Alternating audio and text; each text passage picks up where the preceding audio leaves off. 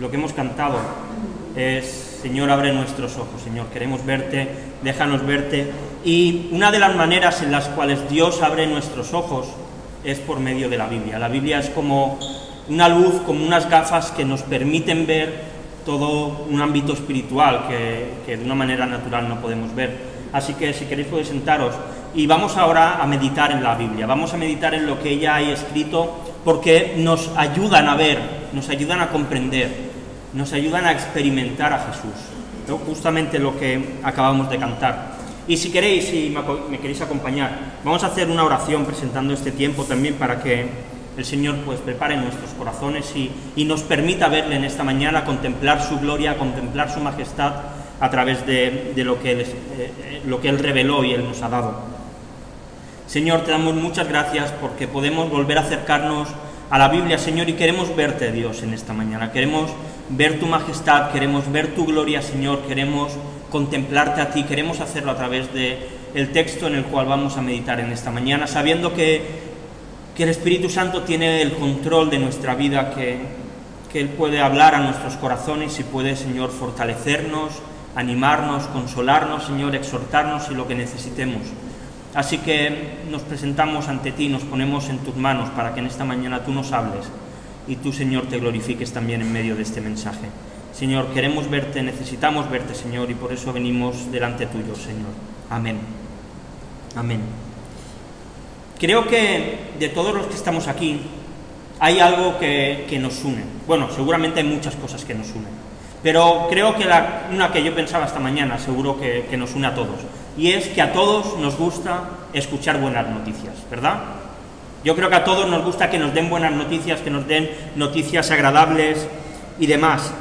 Y hoy quiero hablar de una buena noticia, de una noticia que cambió la historia, de una noticia que fue revolucionaria. Y si me queréis acompañar, vamos a ir al capítulo número 2 del libro de Lucas y leeremos los versículos del 1 al 20.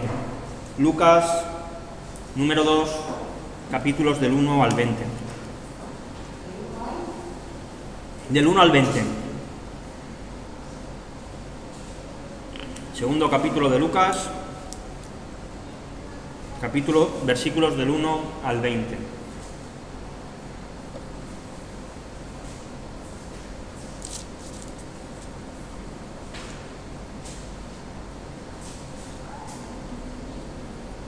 ¿Sí? ¿Lo tenéis?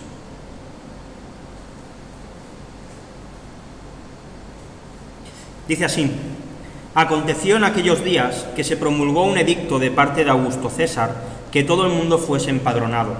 Este primer censo se hizo siendo Cirenio gobernador de Siria, e iban todos para ser empadronados cada uno a su ciudad. Y José subió de Galilea, de la ciudad de Nazaret, a Judea, a la ciudad de David, que se llama Belén, por cuanto era de la casa y de la familia de David, para ser empadronado con María, su mujer, desposada con él, la cual estaba encinta, es decir, embarazada. Y aconteció que estando ellos allí, se cumplieron los días de su alumbramiento, y dio a luz a su hijo primogénito, y lo envolvió en pañales y lo acostó en un pesebre, porque no había lugar para ellos en el mesón. Había pastores en la misma región, que velaban y guardaban las vigilias de la noche sobre su rebaño. Y he aquí se les presentó un ángel del Señor, y la gloria del Señor los rodeó de resplandor, y tuvieron gran temor. Pero el ángel les dijo: no temáis, porque aquí os doy nuevas de gran gozo, que será para todo el pueblo, que os ha nacido hoy, en la ciudad de David, un Salvador, que es Cristo el Señor. Esto os servirá de señal: hallaréis al niño envuelto en pañales, acostado en un pesebre. Y repentinamente apareció con el ángel una multitud de huestes celestiales, que alababan a Dios y decían: gloria a Dios en las alturas, y en la tierra paz, buena voluntad para con los hombres. Sucedió que cuando los ángeles se fueron de ellos al cielo, los pastores se dijeron unos a otros: pasemos pues hasta Belén y veamos esto que ha sucedido y que el Señor nos ha manifestado. Vinieron pues apresuradamente y hallaron a María y a José y al niño acostado en el pesebre. Y al verlo dieron a conocer lo que les había dicho acerca del niño. Y todos los que oyeron se maravillaron de lo que los pastores decían. Pero María guardaba todas estas cosas, meditándolas en su corazón. Y volvieron los pastores glorificando y alabando a Dios por todas las cosas que habían oído y visto, como se les había dicho. Amén. Amén. Cuando vemos el Antiguo Testamento, todo el Antiguo Testamento, desde Génesis hasta Zacarías, tiene un objetivo principal, y es presentar y apuntar directamente a Jesús. Por eso, cuando leemos el Antiguo Testamento, tenemos que tener muy en cuenta el Nuevo Testamento para poder interpretarlo bien, pero cuando leemos el Nuevo Testamento necesitamos tener también muy en cuenta el Antiguo Testamento para poder entender todas las señales que hablaban de lo que tenía que venir. Y en el Antiguo Testamento encontramos muchísimas profecías que hablaban de un Mesías que tenía que venir. Isaías dijo que había una virgen que se iba a quedar embarazada y que iba a dar a luz a Emanuel, a Dios con nosotros, es como se traduce. Y aunque en el texto nos dice que estaba desposada, no quiere decir que ya se habían casado, sino que ya ellos se habían prometido y realmente ellos se iban a casar, tanto María como José. Miqueas también habla de que el Mesías iba a nacer en Belén, en una ciudad muy específica, muy pequeñita de la zona en la que estaba. Y hay muchas más profecías que hablaban de que iba a haber un empadronamiento en el sitio donde Jesús iba a nacer, por lo tanto José iba a volver, y que Jesús naciese en Belén no fue una casualidad. Dios ya lo había decretado cientos y miles de años antes, que Jesús iba a nacer en ese lugar. ¿Y cuántas veces hablamos, quizá en nuestra vida, y decimos, ostras, qué suerte que ha pasado esto, qué casualidad que ha ocurrido aquello, que me ha pasado esta situación? Pero la realidad es que todo está preparado desde la eternidad. No hay nada que a Dios le pilla a contrapié y que diga, ostras, ahora Dios tiene que planificar algo diferente para arreglar algo que se le había escapado. No, Dios tiene todo controlado. Dios prepara y mueve los hilos de los gobernadores para que preparen edictos, para que preparen censos, para que una familia vaya a un lugar donde tiene que nacer el Salvador. Todo está totalmente en las manos de Dios. Y esto tiene que ser un descanso para nosotros. Porque vemos la sociedad, vemos el mundo y decimos, qué mal va esto, qué difícil se está poniendo. Pero podemos estar tranquilos, porque Dios está al mando. Aunque veamos a los peores líderes y gobernadores que podamos encontrarnos, Dios está al mando. Él es el que los pone y el que los quita, el que hace que los imperios crezcan y que se destruyan y desaparezcan. Así que podemos estar tranquilos, igual que vemos como Dios movió todos los hilos para que José y María fuesen a Belén. Hoy sigue haciéndolo de la misma manera. Dios sigue estando al mando. Y entonces llega el día, un día que había sido designado antes de la fundación del mundo. Dice el versículo 7, y dio a luz a su hijo primogénito, y lo envolvió en pañales, y lo acostó en un pesebre, porque no había lugar para ellos en el mesón. Yo creo que cuando imaginamos, o al menos a mí me pasa, cuando imaginamos esta situación, la imaginamos como una situación muy bucólica, muy romántica, muy bonita, ¿verdad? Vemos a José y a María con sus vestidos todos bien limpitos, al niño Jesús pues allí en aquel pesebre, y quizá, ¿no?, los animales que habían quizá en aquel establo, viendo a Jesús cómo estaba pues allí acostado. Pero si nos quitamos un poco este romanticismo que se ha creado y analizamos un poco la situación, el pesebre era un sitio donde se ponía la comida de los animales. Para que los animales comieran, se dejaba ahí la comida en el pesebre y los animales iban y cogían el grano o lo que comiesen. Así que la verdad es que María podría haberle pedido a Dios un sitio mejor para dar a luz, un sitio mejor para tener al Hijo de Dios, al que venía a rescatar todo.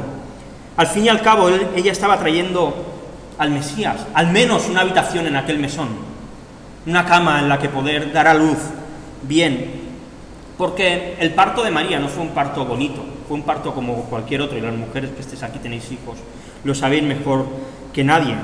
Contracciones, dolor, sangre, un bebé lleno de placenta de su madre. Jesús nació de esta manera. Nos han vendido una historia muy romántica y muy bonita, pero Jesús nació como cualquier otro niño. Hubo llantos aquella noche, hubo dolor, y si hoy en día ya es difícil y duro tenerlo en un hospital con epidural, imaginaros en un pesebre, sin seguramente matronas que acompañaran a María, y con el dolor que eso debió suponer. Era un parto duro, no fue algo sencillo. Y además de una chica de 15 o 16 años, sin quizá la fortaleza que pueda tener una mujer más mayor. Y si el parto era duro, allí había un bebé pequeñito, no sabemos cuánto pesó Jesús, pero el cambio era drástico y radical. Jesús había vivido toda la eternidad rodeado de ángeles que le alababan y que le adoraban, rodeado de ángeles que estaban rindiéndole honor cada día de la eternidad. Y ahora de repente ya no está en su trono sentado, ya no está recibiendo halagos y adoración de ángeles, ya la creación no le está dando gloria, sino que está totalmente humillado. El Dios eterno ahora está en un pesebre donde comían los animales. El mesón le había rechazado, ya desde un bebé ya fue rechazado. Le dijeron, aquí no puedes estar, no hay sitio para ti. El Dios Todopoderoso ahora no se puede valer por sí mismo. Necesita una mujer que le amamante, que le dé el pecho. El Dios Todopoderoso, cubierto de gloria, ahora se encuentra desnudo y cubierto con unos pañales, con unas telas. ¿Cuánta humillación sufrió Jesús ya desde su nacimiento, desde el principio de su vida? Nació como un pobre.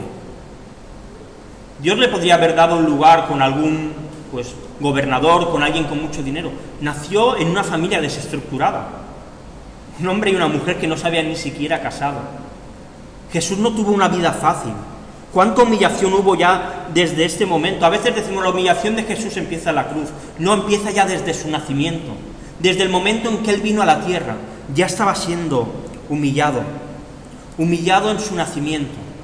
Humillado en su vida, donde incluso sus hermanos le trataron como un loco. Y humillado también en su muerte. Y creo que esto nos debe hacer reflexionar también sobre nuestra vida, sobre la vida que vivimos cada uno de nosotros. Obviamente no sería lógico pensar que como Jesús vivió todo esto, nosotros sí o sí tenemos que vivir una vida. Igual hay algunas ramas del cristianismo, sobre todo católico, que sí que defienden esta vida de pobreza y de humillación continua. No es una realidad, nosotros no tenemos por qué vivir así. Pero sí que debe llevarnos a ver que nuestra vida es una vida distinta, que es una vida diferente, que muchas veces nos quejamos de nuestras circunstancias, de nuestras situaciones, de los problemas que tenemos, pero Jesús aguantó todo lo que aguantó para poder salvarnos, porque le importábamos, porque Él quería entregarse a sí mismo para esto. ¿Y cuántas veces decimos, Señor, con todo lo que yo hago, Señor, oro cada día, leo la Biblia, le evangelizo a mis amigos, a mis vecinos, y ahora me vienes con esto, y ahora viene esta situación? Pero si Jesús sufrió tanto, si Jesús se humilló tanto, ¿vamos a nosotros a pedirle a Él no pasar por lo mismo? Y con esto no estoy diciendo que no podamos pedirle al Señor, Señor, resuelve esta situación, resuelve este problema. Claro que sí. Creo que Dios nos pide también y quiere que nosotros seamos sinceros con Él y le expresemos como somos. Pero sin queja. Una cosa es pedir y otra cosa es vivir quejándonos. Y a veces vivimos de esta manera, sin recordar todo lo que Jesús ha hecho para poder salvarnos. Y si nosotros tenemos que pasar por lo mismo, gloria a Dios, porque estaremos participando, como dice Pablo, de las aflicciones de la cruz, y será algo bueno. Pero creo que también podemos aprender de María. ¿Cómo debía sentirse esa chica? Como digo, un adolescente de 15, 16 años, criando al Mesías.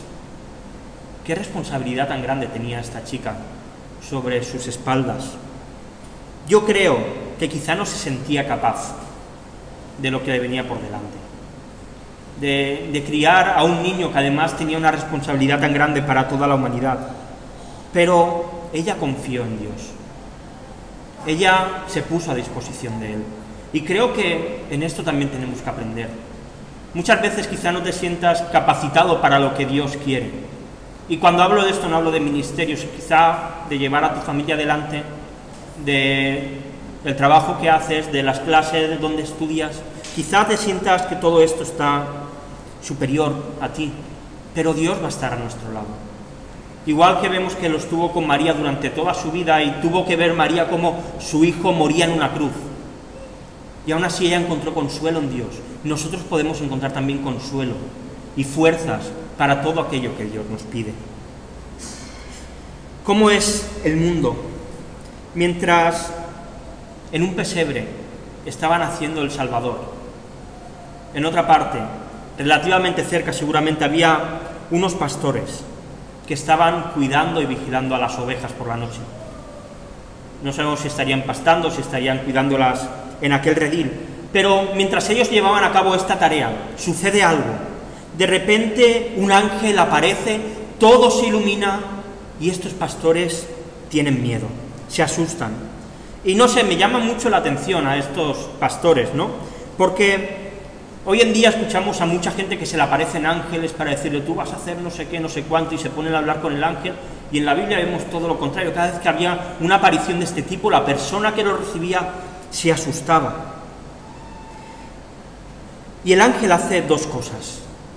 Por un lado, los tranquiliza, les dice, no temáis, tranquilos, no tengáis miedo. Y por otra, les trae una buena noticia, les dice nuevas de gran gozo, que serán para todo el pueblo. Y es que, la verdad es que es curioso la manera en que Dios actúa, porque envía a un ángel para dar una información a unos pastores insignificantes. Si yo fuese Dios, habría ido al César y le habría plantado allí delante de un ángel y le diría, cuidado que viene el Salvador. Pero se lo dice a unos pastores, un trabajo que no estaba ni siquiera bien visto, que no se les hacía mucho caso. Al final los pastores eran normalmente gente errante que iba de un sitio a otro buscando dónde poder alimentar a sus ovejas. No tenían ni un sitio fijo. Y Dios decide darle a ellos una noticia tan importante que era para todo el pueblo. Mirad, 1 Corintios 1, 25 al 29, nos da un poco de la idea de por qué Dios escoge a estos pastores. Dice, porque lo insensato de Dios es más sabio que los hombres, y lo débil de Dios más fuerte que los hombres. Pues mirad, hermanos, vuestra vocación, que no sois muchos sabios según la carne, ni muchos poderosos, ni muchos nobles, sino que lo necio del mundo escogió Dios para avergonzar a los sabios, y lo débil del mundo escogió Dios para avergonzar a lo fuerte. Y lo vil del mundo y lo menospreciado escogió Dios, y lo que no es para deshacer lo que es, a fin de que nadie se jacte en su presencia. Y vemos que Dios hace esto una y otra vez. Aquí se lo dice a unos pastores. Cuando resucita, el ángel se aparece a unas mujeres. Un caso muy similar, la mujer en aquel momento, su palabra no valía nada. Y Dios quiso decirle a unas mujeres la mayor noticia de la historia, que el Hijo de Dios había resucitado. Y creo que esto también tiene que ser de ánimo a nosotros, porque Dios nos ha dado una buena noticia para compartir. Y quizá pienses que eres insignificante para hacerlo, quizá pienses que esto es demasiado grande y es una responsabilidad demasiado fuerte para ti, pero Dios siempre ha usado a gente corriente, a gente que no era demasiado importante ni tenía demasiada fama, para llevar las buenas noticias. Y tú y yo somos portadores de buenas noticias, y tenemos que hacerlo igual que lo hicieron los pastores. Me hubiese encantado estar en ese momento, cuando el ángel se aparece a los pastores y les dice esto, porque creo que vale la pena que nos paremos a ver lo que este ángel les dice. Le dice, os ha nacido hoy en la ciudad de David. Y este es un detalle importante, porque lo que estaba diciéndole el ángel a los pastores es que el que estaba naciendo era alguien del linaje del rey David. Era alguien realmente importante. En el capítulo 1, versículo 32, el ángel Gabriel, cuando le dice a María lo que va a suceder, le dice lo siguiente: el Señor Dios le dará el trono de David su padre, y reinará sobre la casa de Jacob para siempre, y su reino no tendrá fin. Y justamente en la ciudad de David estaba naciendo el Salvador, el descendiente del mayor rey que había existido en Israel, del rey más importante que esa nación había tenido. Y a David Dios le prometió algo, que su reino no iba a tener fin, que iba a ser perpetuo para siempre. Y pudiese parecer que el reino de David se había acabado, porque llega un momento en que su descendencia deja de reinar. Pero la promesa de Dios se cumple y aparece un rey que viene a instaurar un reino que va a durar para siempre, que va a durar para la eternidad. Y así también vemos aquí cuál era uno de los oficios que iba a tener Jesús, el oficio de rey. El segundo detalle del mensaje del ángel es que el que está naciendo es un Salvador. Y esto es igual de importante, porque la idea del Salvador era alguien que venía a librar al pueblo de la esclavitud. Igual que Moisés fue un salvador en cierta manera al sacarlos de Egipto, igual que Sansón fue un salvador en cierta manera al destrozar aquellas columnas y matar a tantos filisteos, venía un salvador que venía también a librar al pueblo. Había muchos gobernadores romanos que se ponían a ellos mismos el nombre de Salvador, que venían a librar al pueblo, a los bárbaros de la esclavitud y a incorporarlos al imperio romano. Pero este Salvador era un Salvador con mayúscula, era un Salvador totalmente diferente, venía a limpiar y a librar a la humanidad del pecado, de una esclavitud mucho más grande que la de otros pueblos, una esclavitud que cada uno de nosotros tenemos en el corazón. Un Salvador que iba a llevar a cabo su liberación con su sangre, con su entrega, con su muerte, ofreciéndose como un cordero perfecto y sin mancha. Aquí vemos también de una manera clara cómo Jesús venía también como sacerdote, como el que iba a hacer la ofrenda por el pecado, para que nosotros pudiésemos encontrar vida. El tercer detalle que vemos del mensaje del ángel dice que es Cristo. Y este detalle nos habla de que Jesús era el ungido de Dios. Y así lo vemos cuando Jesús es bautizado en el Jordán por Juan el Bautista, como el Espíritu Santo cae sobre él y es ungido en poder para poder llevar a cabo todo el ministerio que él iba a llevar. La palabra Cristo es una palabra griega, que su traducción literal es la que se usaba para Mesías en el lenguaje hebreo. Pero este Mesías era un Mesías diferente al que ellos esperaban. Ellos esperaban un Mesías poderoso que viniese con un ejército, que acabase con el imperio romano y les diese otra vez un poderío económico, político y de guerra. Pero este Mesías era diferente. Venía con un poder profético para cambiar corazones, para transformar el interior de las personas. Incluso miles de años después de su vida y de su muerte, sigue teniendo esta tarea de Mesías. Y nosotros somos el ejemplo más claro. Aún las palabras de Jesús siguen resonando en los corazones de toda la tierra, de aquellos que se postran delante de Él y le reconocen como el gran profeta. Y el cuarto detalle del mensaje, el Señor. Aquí el ángel está hablando de su divinidad. La palabra que se usa es la que en todo el Antiguo Testamento se utiliza para referirse a Dios. El ángel les estaba diciendo a aquellos pastores, quien ha nacido es Dios mismo, es alguien divino. Y les estaba anunciando que no era alguien que había sido escogido para una misión quizá como la de Abraham, como la de Moisés, como la de David. Era el mismo Dios el que había nacido. Y en este punto, yo no sé qué expectativas podían tener los pastores, pero recibiendo esta noticia, si al menos yo fuese ellos, me habría ido rápidamente a cualquier casa lujosa. Habría preguntado quién es la persona más rica, porque allí tenía que estar el Mesías. Allí era donde, por lógica, debería estar el Salvador. Alguien que necesitaba de todo este tipo de cosas, quizá el hijo del gobernador. Pero el ángel les da una certeza, para que sepan que lo que él les está diciendo ellos lo pueden comprobar y que es real. Y les dice, esto servirá de señal. Hallaréis al niño envuelto en pañales, acostado en un pesebre. Y tras esto ocurre algo increíble, algo que yo creo que debieron flipar los que allí estaban y que me hubiese encantado estar allí. Dice el texto, y repentinamente apareció con el ángel una multitud de las huestes celestiales que alababan a Dios y decían, gloria a Dios en las alturas y en la tierra paz, buena voluntad para con los hombres. Hubo una fiesta espectacular en los cielos. Los cielos se iluminaron por completo y todos los ángeles empezaron a alabar y a glorificar a Dios y a decir gloria a Dios en las alturas. Ha nacido el Salvador, ha nacido la esperanza para la humanidad. Increíble. Los ángeles que se rebelaron en su día contra Dios, estos no tuvieron ninguna opción de redención, ninguna opción de salvarse. Pero lo que estaba ocurriendo, el Dios eterno se había hecho un hombre para traer paz a la tierra, para traer paz a aquellos que se habían declarado enemigos de Dios. Y todos los ángeles lo celebraron y dijeron: gloria en las alturas, gloria al Hijo de Dios.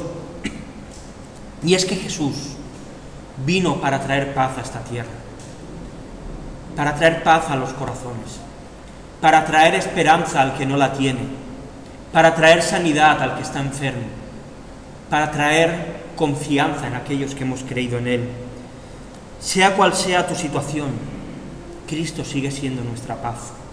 Cristo sigue siendo el sitio donde podemos ir y encontrar la paz verdadera. Y los ángeles desaparecen.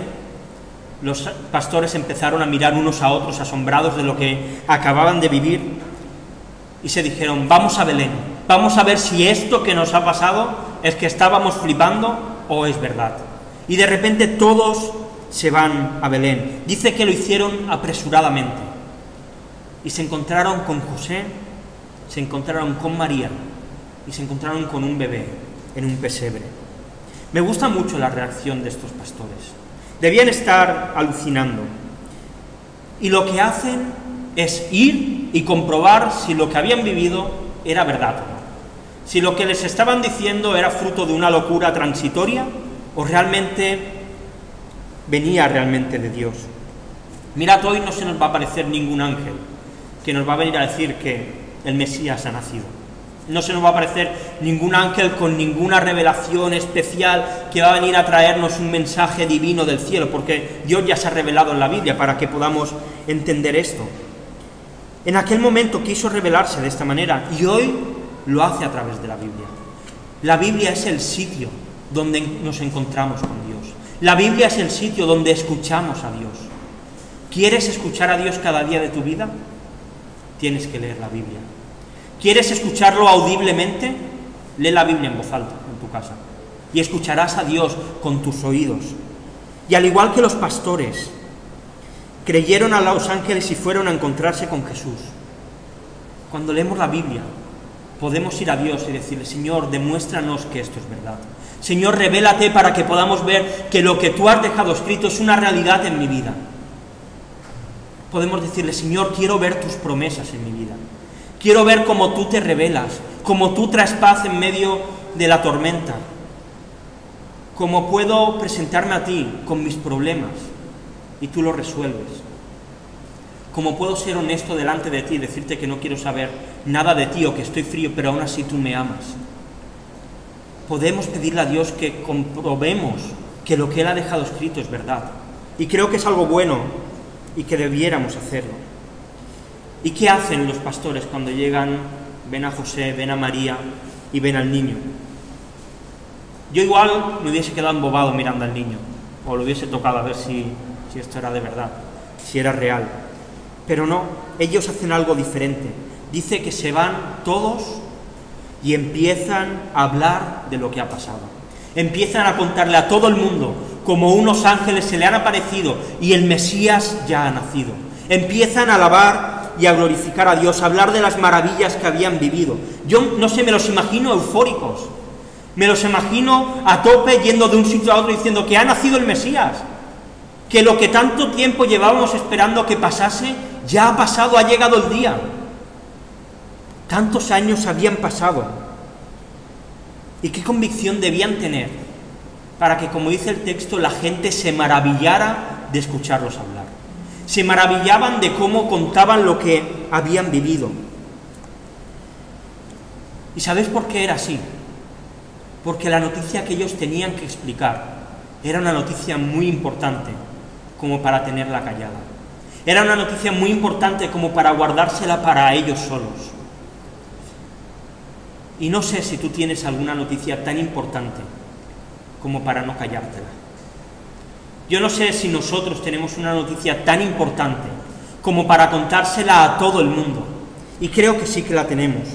Como mínimo tenemos la misma que los pastores, que ha nacido un Salvador en Belén, que nació hace más de 2000 años, pero que el Mesías ha venido a la tierra. Pero es que tenemos una más grande aún que los pastores, que el Mesías murió y resucitó para que todo aquel que cree en Él tenga vida eterna. Y esta es una noticia que deberíamos proclamar cada día de nuestra vida a la gente que nos rodea. Y la gente debería maravillarse de lo que nosotros decimos. Pero tantas veces nuestra convicción es tan poca. Tantas veces lo decimos con la boca pequeña. Tantas veces hablamos de tantas cosas, pero pocas veces contamos la gran noticia que ocurrió en Jerusalén, que el Mesías murió y resucitó.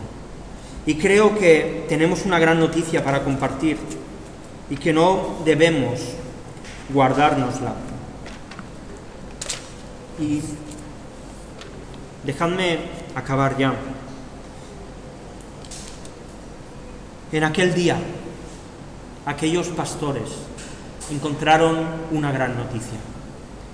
Se les apareció un ángel y les contó que allí en Belén, 4000 años después de que Adán y Eva estropearan todo en el jardín del Edén, Dios había querido traer una solución.